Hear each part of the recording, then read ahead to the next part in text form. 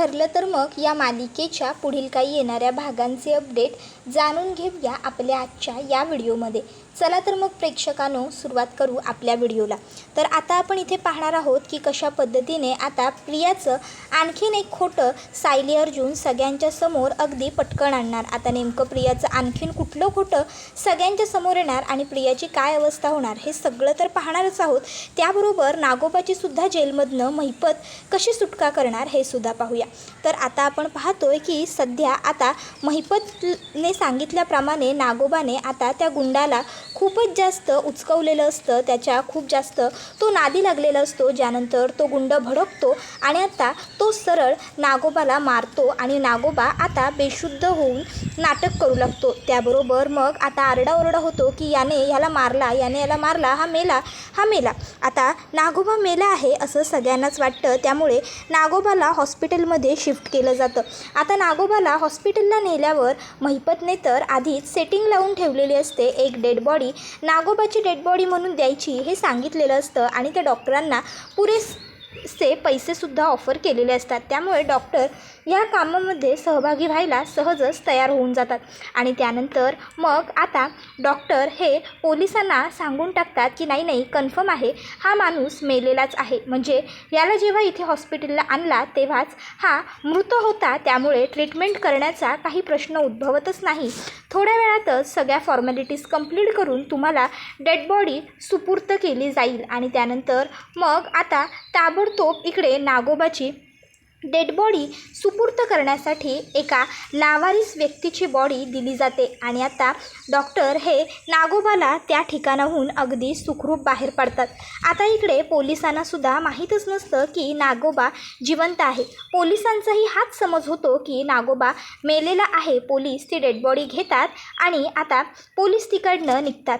आता ती जी बॉडी असते तीच नागोबाची आहे असं सगळ्यांना वाटत राहतं, पण नागोबा हा मात्र आता पोलीस हॉस्पिटलमधनं बाहेर पडतो। पण यावेळी तो नागराज किल्लेदार म्हणून नाही तर एक वेगळीच ओळख घेऊन बाहेर पडलेला असतो। नागराजने आता पूर्ण लुकच चेंज करून टाकलेला असतो, पूर्ण लुक त्याने बदललेला असतो, दाढी मिशा केस वगैरे सगळंच त्याने नकली लावलेलं असतं आणि तो आत्तापर्यंत फॉर्मल वेअर करत असतो, पण यावेळी मात्र नागोबाने एकदम कलरफुल रंगीबेरंगी कपडे वगैरे घातलेले असतात। तिथून मग बाहेर पडल्याच्या नंतर तो पहिला फोन प्रियाला लावतो। प्रियाला फोन केल्यावर तो तिला विचारतो, काय ओळखलं का मला? तुला वाटलं होतं की मी कधीच तुरुंगातनं बाहेर येऊ शकणार नाही आहे म्हणून, पण फायनली मी बाहेर आलो आहे आणि आत्ता मला बाहेर आल्या पहिली तुझीच आठवण आली आहे, मला तुला भेटायचं आहे, मला ताबडतोब भेटायला यायचं। त्यावेळी मग प्रिया आता नागोबाला म्हणत असते, तुम्हाला भेटायला येणं मला यावेळी शक्य नाही आहे, कशी काय येणार आहे मी तुम्हाला तिकडे भेटायला? हे बघा, मला माझ्या घरचे सोडणार नाही आहेत, ऑलरेडी घरामध्ये खूप सारे कॉम्प्लिकेशन्स आहेत, खूप प्रॉब्लेम आहेत। त्या सायलीचं तर माझ्यावरती अगदी घारीप्रमाणे लक्ष असतं, त्यामुळे ती मला घरातनं हलू देणार नाही आहे, त्यामुळे मी काही येऊ शकत नाही, उगाचच्या उगाच तुम्ही मला नको ते सांगू नका। त्याबरोबर नागराज म्हणतो, मी काय इथे तुझं रडगाणं ऐकायला फोन केलेला नाही आहे, जितकं सांगितलं आहे तितकं करायचं, माझ्याजवळ हुशारी करायची नाही आहे प्रिया, मी तुला बऱ्याचदा ह्या आधीही वॉर्न करून ठेवलेला आहे आणि जर तू भेटायला नाही आलीस तर याचे परिणाम किती वाईट आणि किती भयंकर होऊ शकतात हे तर तुला व्यवस्थित माहिती आहे, त्यामुळे मी सांगतोय तितकंच करायचं, जास्त शहाणपणा करायचं नाही। मी भेटायला ये म्हटलंय तर भेटायला यायचं, कुठे यायचं, कधी यायचं, किती वाजता यायचं, ह्या सर्व अपडेट मी तुला देतो, फोन ठेवतोय। एवढं बोलून नागोबा सरळ फोन कट करून टाकतो। तो प्रियाचं म्हणणं काही ऐकूनच घेत नाही, त्याला प्रियाला भेटायची खूपच घाई असते। प्रिया आता विचार करते, अरे देवा, हा नाग्या सुटला म्हणजे आता माझ्या डोक्याला आणखीन एक ताप। आधीच हे सगळे सुभेदार काय कमी होते का? त्यांचं सगळ्यांचं निस्तरत होतेच, तर आता हा नाग्यासुद्धा सुटला, आता ह्याचंसुद्धा निस्तरा ह्याच्याकडे सुद्धा बघा। पण हा नेमका सुटला तरी कसा? ह्यांनी नेमकं केलं तरी काय? नाही, काहीही झालं तरी काहीतरी खोटं नाटं बनेल कारण बनवून मला नाग्याला भेटायला जावंच लागणार आहे। नागोबाने नक्की कुठला चक्कर चालवलाय हे बघितल्याशिवाय मला काही चैन पडणार नाही। मग आता नागोबाने पत्ता पाठवल्याबरोबर प्रिया घरच्या सगळ्यांचीच नजर चुकवून त्याला भेटायला येते। नागोबा तिला म्हणत असतो, काय तुला हेच वाटलं होतं ना की मी कधीही तुरुंगाच्या बाहेर येऊ शकणार नाही आहे, मी कधीच सुटणार नाही आणि तू मात्र निवांत तुझं आयुष्य मोकारपणे जगणार, ते सुद्धा सुखाने। अजिबात नाही प्रिया, मी खूप नीच, नालायक, हलकट जातीचा माणूस आहे. जितका तू विचारही केला नसशील ना तितका तितका मी जमिनीच्या खोल आहे. तुझे विचार जिथून सुरू होतात ना तिथे माझे विचार फक्त विचार करावा या विचारात असतात. समजलेस ना? त्यामुळे उगाचच्या उगाच मला अक्कल शिकवायची नाही. आणि तू जी प्रॉपर्टीची स्वप्न वगैरे मिरवत होतीस की नाही ती सगळी स्वप्न आता मी धुळीस मिळवणार आहे. त्याबरोबर प्रिया म्हणते, म्हणजे काका तुम्ही नेमकं काय करणार आहात? नागोबा म्हणतो, कोण काका? कोणाचा काका? कोण तू? हे बघ, मी मेलो आहे असं सांगून मी तुरुंगातनं बाहेर पडलो आहे. त्यामुळे मी तर कोणाच्या समोर येऊ शकणार नाही आहे. पण मी जर ठरवलं तर तुझं गुपित मी संपूर्ण सुभेदार आणि किल्लेदार सगळ्यांच्या समोर आणू शकतो. आणि त्यासाठी मला फार कष्टही करावे लागणार नाहीत. कोणालाही पैसे दिले आणि तुझ्या विरोधातले पुरावे घरी नेऊन सादर करायला सांगितले तर कोणीही माझं काम अगदी सहज करेल आणि कोणाला कळणारही नाही की हे सगळं मी केलं आहे. ऑलरेडी तुझ्यावरती सगळ्यांना संशय तर आहेच. प्रिया म्हणत असते, काका हे बघा प्लीज असं काहीही करू नका. ऑलरेडी घरामध्ये खूप जास्त कॉम्प्लिकेशन सुरू आहेत.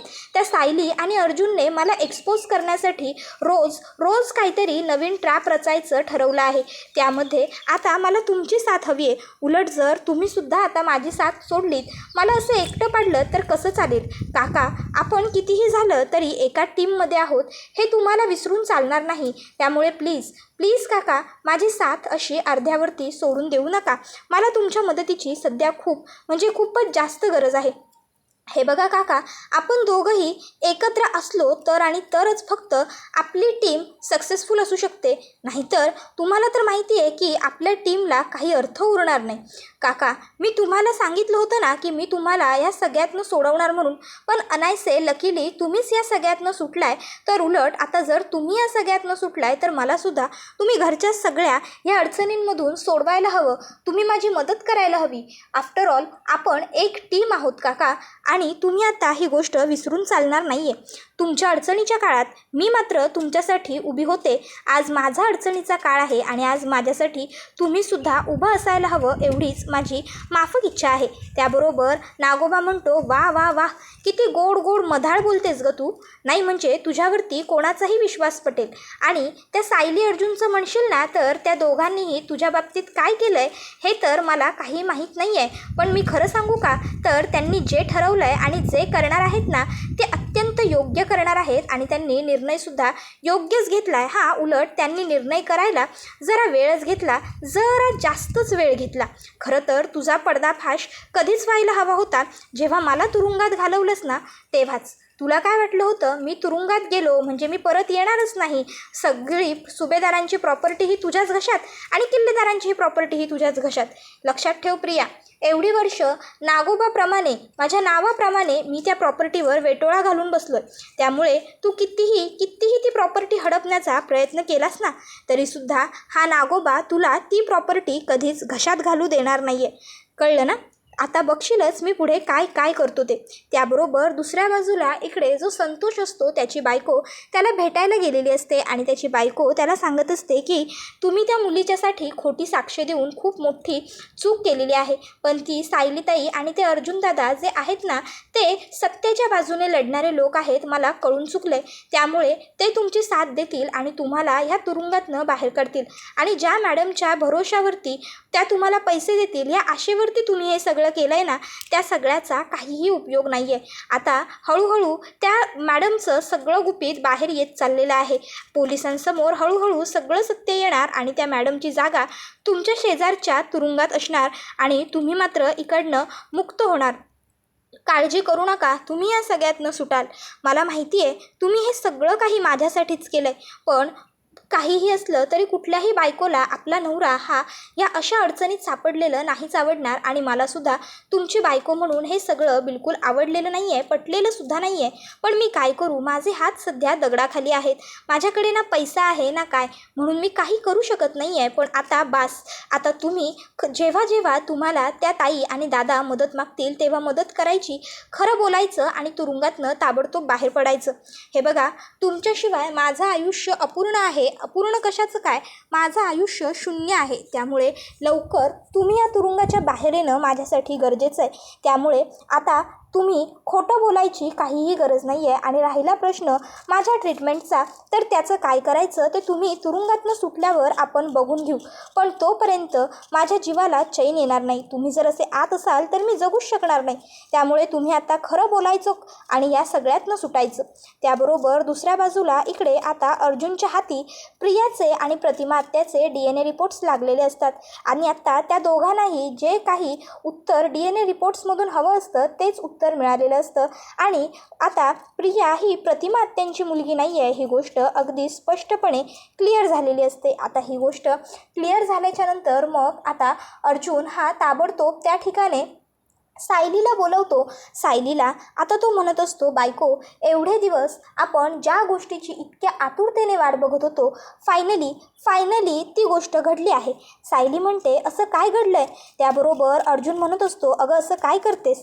प्रियाच्या आणि प्रतिमा आत्याच्या DNA टेस्ट करायला आपण दिल्या होत्या. एवढे दिवस आपण त्या रिपोर्ट्सची केवढी मनापासून वाट बघत होतो आणि फायनली आता ते रिपोर्ट्स आलेले आहेत आणि ते रिपोर्ट्स माझ्या हातात आहेत. सायली म्हणते, सांगा ना काय आहेत रिपोर्ट? आपल्याला जे वाटत होतं तेच तथ्य आहे ना? आपण जो विचार केला होता तेच खरं आहे ना? त्याबरोबर अर्जुन म्हणत असतो, हो, आपल्याला जे वाटत होतं तेच खरं आहे. त्याबरोबर सायली म्हणते, बस आता आपल्याला आणखीन थांबण्याची काहीही गरज नाही आहे.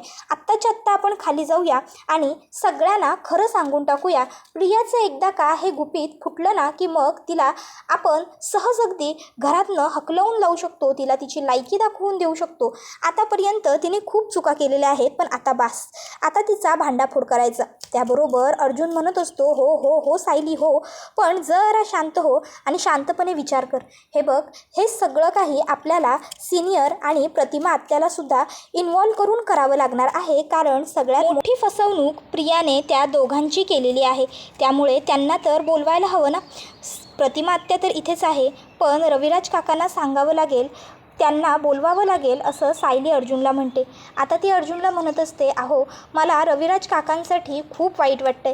त्यांनी प्रियाला केवढ्या लाडाने घरी मुलगी म्हणून आणलं, प्रियाचं केवढं कोडकौतुक केलं, प्रियाला काय हवं नको ते सगळं दिलं. आणि आत्ता जेव्हा त्या रविराज काकांना प्रियाचं सगळं सत्य समजेल तेव्हा त्यांची काय अवस्था होईल, त्यांना किती पश्चाताप होईल, त्यांना किती मनस्ताप होईल, त्यांना काय वाटेल.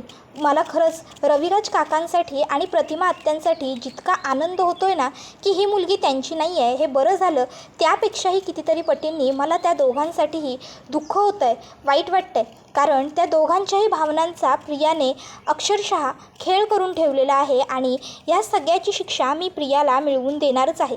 त्याबरोबर अर्जुन म्हणत असतो, बायको, मला तुझं सगळं म्हणणं पटतंय गं, पण काय करू शकतो आपण? आपल्याला त्या दोघांच्या समोर सगळं सत्य तर उघडं करावंच लागणार आहे. नाहीतर जर आपण सत्य आणलं नाही ना पुढे, तर ही प्रिया अशीच त्यांना त्यांची खोटी मुलगी म्हणून कायम फसवत राहील. सायली म्हणते, नाही, तसं होऊन मी देणारच नाही आहे. प्रियाचा खोटारडेपणा मी आत्ता सहन नाहीच करणार. आता प्रियाला अद्दल घडलीच पाहिजे. तुम्ही एक काम करा, तुम्ही ताबडतोबच रविराज काकांना कॉल करा आणि रविराज काकांना तुम्ही इकडे बोलवून घ्या. पण हो, काळजी घ्याल की फोनवरती तुम्ही रविराज काकांना काहीसुद्धा सांगणार नाही. ते घरी आले की त्यानंतरच मग आपण दोघंही मिळून त्यांच्याशी बोलू. आपण संपूर्ण घराला सगळं काही एकदम सांगू. त्यावर अर्जुन म्हणतो, हो, तुझं बरोबर आहे, मी सिनियरला सांगतो की थोडं महत्त्वाचं काम आहे म्हणून ये. सायली म्हणते, ठीक आहे, तुम्ही माझ्यासमोरच फोन करा ना रविराज काकांना. त्यावर अर्जुन म्हणतो, ठीक आहे, तू बसली आहेस तरच फोन करतो. आणि मग आता अर्जुन हा सायलीच्या समोरच रविराज काकांना कॉल करतो. रविराज काका अर्जुनला विचारतात, काय रे, असा अचानक फोन कसा केलास? त्यावर अर्जुन सांगत असतो, सिनियर, माझं ना थोडं तुझ्याकडे काम होतं. रविराज काका बोल ना मग, असं म्हणतात. पण अर्जुन त्यांना सांगतो की नाही, फोनवर बोलण्यालायक काम नाही आहे, तू घरी ये, आपण घरी निवांत बसून बोलू. त्याबरोबर रविराज काका विचारतात की तन्वीबद्दल काही आहे का? त्यावर अर्जुन हा रविराज काकांना म्हणत असतो की नाही, तसं काही नाही आहे, पण तू घरी ये ना, घरी आल्यावर आपण निवांत बोलू. रविराज काका होकार देतात. त्यानंतर आता ते घरी येतात. आता रविराज काका घरी आल्याच्यानंतर मग सायली, अर्जुन घरातल्या सगळ्या सदस्यांना तिकडे बोलवतात. त्या ठिकाणी आता अश्विन असतो, रविराज काका असतात, प्रतिमा आत्या असते, कल्पना, प्रताप, अस्मिता, सायली, अर्जुन आणि प्रिया महत्त्वाची म्हणजे. आता मग सगळेच विचारतात की तू आम्हाला का बोलवलं आहेस, काय झालं अर्जुन? मग अर्जुन म्हणत असतो, काही दिवसांपासून सिनियरच्या मनामध्ये जो प्रश्न होता, जी शंका होती, तीच सेम शंका माझ्याही मनात होती. त्याबरोबर रविराज काका म्हणतात, म्हणजे अर्जुन? त्यावर अर्जुन म्हणतो, हो सिनियर, बरोबर. म्हणूनच मी प्रतिमा आत्याची आणि तन्वीची DNA टेस्ट केली. प्रतिमा आत्याला काहीही त्रास झाला, प्रतिमा आत्या टेन्शनमध्ये असली तरी कधीही प्रियाला प्रतिमा आत्याबद्दल काहीही काळजी नाही वाटायची, काही अप्रूप नाही वाटायचं. एवढं तर दूरची गोष्ट, मी विचार असाही करून बघितला की कदाचित प्रतिमा आत्यापासून तन्वी फार काळ दूर राहिली असेल, म्हणून तिला प्रतिमा आत्याबद्दल इतक्या सहजासहजी जिव्हाळा न वाटणं साहजिक आहे, स्वाभाविक आहे. पण आपल्याला दुसऱ्या एखाद्या अनोळखी व्यक्तीला ठेस लागली तरीही वाईट वाटतं, डोळ्यात अश्रू दाटून येतात. पण प्रियाला तर स्वतःच्या आईला होणारा त्राससुद्धा बघून काहीही फरक पडत नव्हता. आणि प्रतिमा आत्या ही नेहमीच सगळ्यांची काळजी करणारी, सगळ्यांचा विचार करणारी आहे. म्हणून मग नक्की हे सगळं बरोबर आहे ना? प्रतिमा आत्या ही तन्वीची म्हणजेच प्रियाची आई आहे ना? हे मला तपासायचं होतं. म्हणून मग मी आणि सायलीने नकळत प्रतिमा आत्याची आणि प्रियाची DNA टेस्ट केली आणि त्याचे रिपोर्ट सध्या माझ्या हातात आहेत. त्याबरोबर मग रविराज काका आणि प्रतिमा आत्या विचारतात, अर्जुन काय रिपोर्ट आहेत?